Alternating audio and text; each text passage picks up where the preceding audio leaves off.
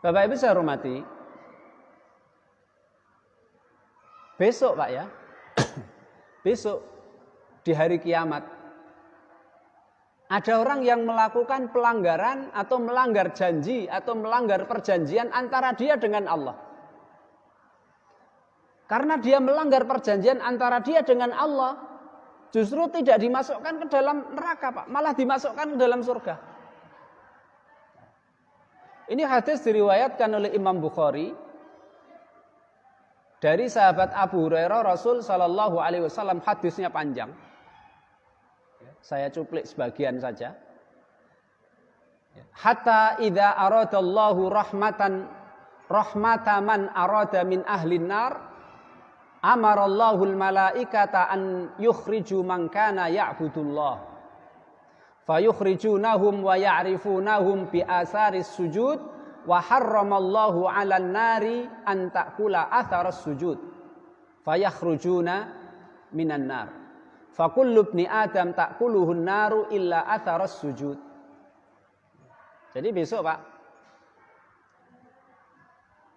dalam kaidah Ahlus Sunnah wal Jamaah, bahwa siapapun yang dalam hatinya ada keimanan, meskipun keimanan itu sangat sedikit, saking sedikitnya diibaratkan oleh Rasul sallallahu alaihi wasallam seperti semut yang paling kecil atau seperti debu yang paling kecil, pasti orang itu masuk surga. Rasul sallallahu alaihi wasallam bersabda, "Mangkana fi qalbihi misqala dzarratin min imanin dakhala al-jannah." Atau dakhalal jannah man kana fi qalbihi misqala dzarratin min iman. Pasti akan masuk surga orang yang dalam hatinya ada keimanan meskipun sedikit. Makanya orang-orang yang dalam hatinya ada keimanan, besok Allah Subhanahu wa taala akan keluarkan mereka dari neraka dan Allah masukkan ke dalam surga.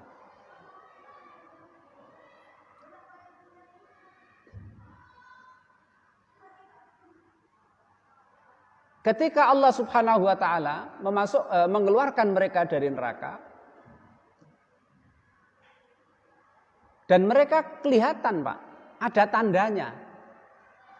Sehingga mereka dikeluarkan oleh Allah ke dalam neraka itu karena ada tandanya. Ketika mereka di neraka ada tandanya. Apa itu?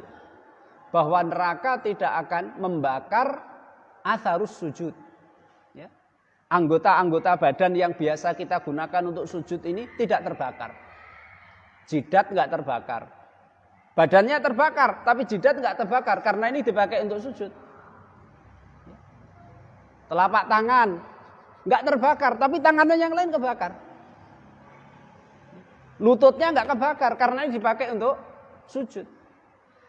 Kemudian juga ujung jari kaki juga enggak kebakar karena inilah 7 anggota badan yang dipakai untuk sujud.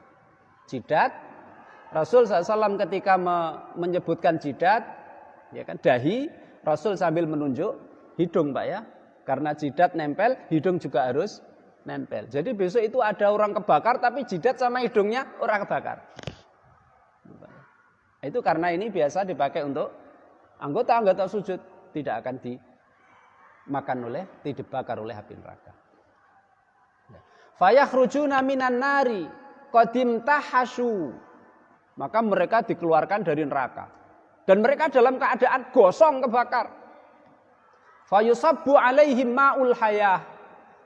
Kemudian dituangkan, disiramkan kepada mereka ma'ul hayah, air kehidupan.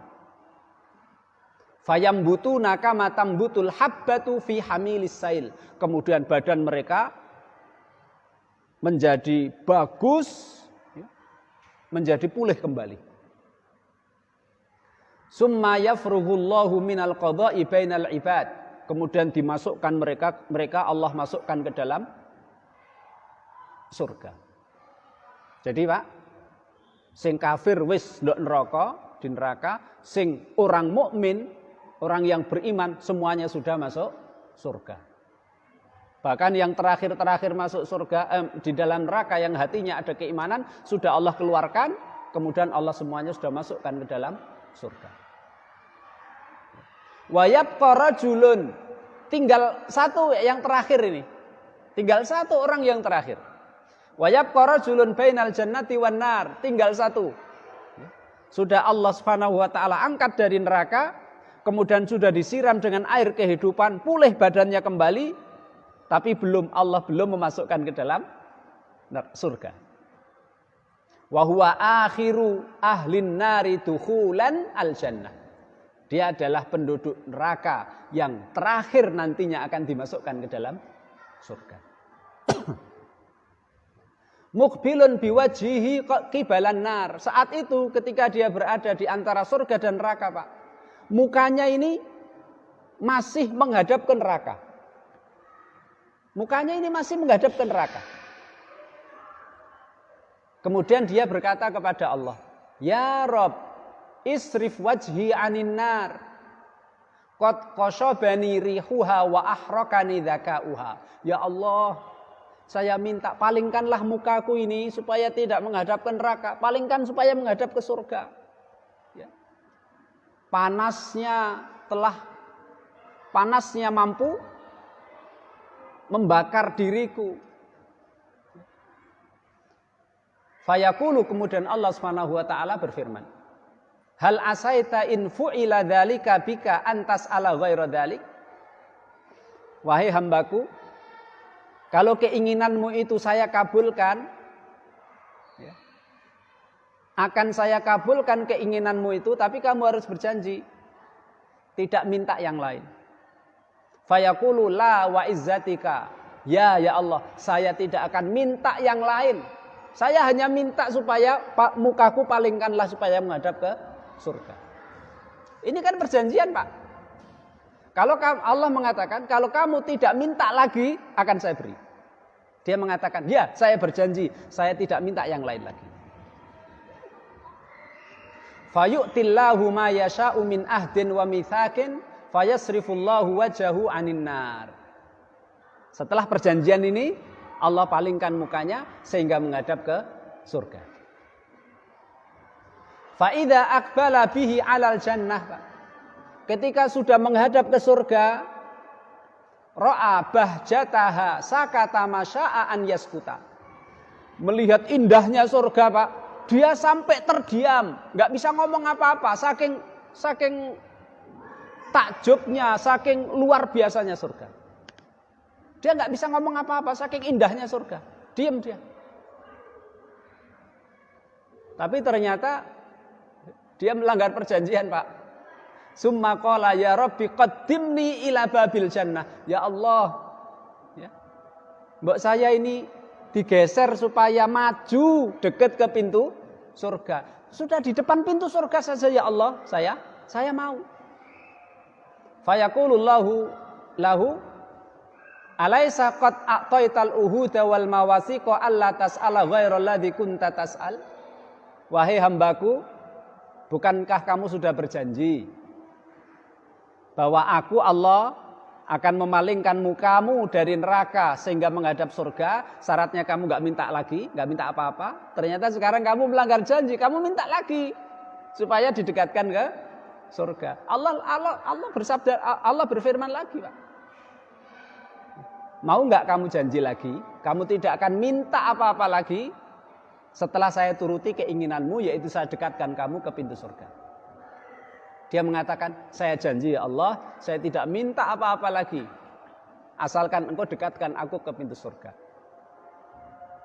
Kemudian didekatkan ke pintu surga. Setelah dia didekatkan ke pintu surga, dia melihat indahnya surga, ya, mencium baunya surga, mendengar indahnya dan nikmatnya surga. Akhirnya dia melanggar perjanjian lagi, Pak. Ya Allah, mbok aku dimasukkan toh ya Allah. Aku dimasukkan. Allah mengatakan, bukankah kamu sudah berjanji kalau aku Allah dekatkan kamu ke pintu surga, kamu tidak minta apa-apa lagi? Kemudian Allah Subhanahu wa taala mengatakan, wahai hambaku, masuklah kamu ke dalam surgaku, surga Allah Subhanahu wa taala, dan kamu akan kekal hidup langgeng bahagia dalam kenikmatan selama-lamanya. Itulah Bapak Ibu yang saya hormati. Jadi besok di akhirat itu ada yang melanggar perjanjian ya antara dia dengan Allah, justru dia malah masuk ke dalam, dimasukkan oleh Allah ke dalam surga Allah Subhanahu wa ta'ala. Setelah dia masuk surga, Pak, Allah mengatakan, tamanna, ya, mintalah, ya, mintalah kamu. Fayatamanna hatta idzan qata'at umniyatuhu qala Allahu azza wa jalla tamanna kada wa kada aqbala yudzakiruhu rabbuhu hatta idzan tahat bihil amani qala Allahu ta'ala laka dzalika wa misluhu ma'ahu. Qala Abu Sa'id Al-Khudri qala Allahu laka dzalika wa asyratu amsalihha. Dia suruh minta, Pak. Akhirnya dia minta sampai habis permintaannya. Ketika dia habis permintaannya, sudah enggak terbayang lagi, Pak, ya, permintaan-permintaan itu. Allah Subhanahu wa taala membantu dia untuk meminta. Mintalah ini, mintalah ini, mintalah ini, mintalah ini. Kemudian dia minta. Kemudian Allah Subhanahu wa taala mengatakan, laka dzalika wa asyratu amsalihha. Apa yang kamu minta akan Allah berikan kepadamu dan dikali lipatkan menjadi 10 kali lipat kemudian diberikan kepada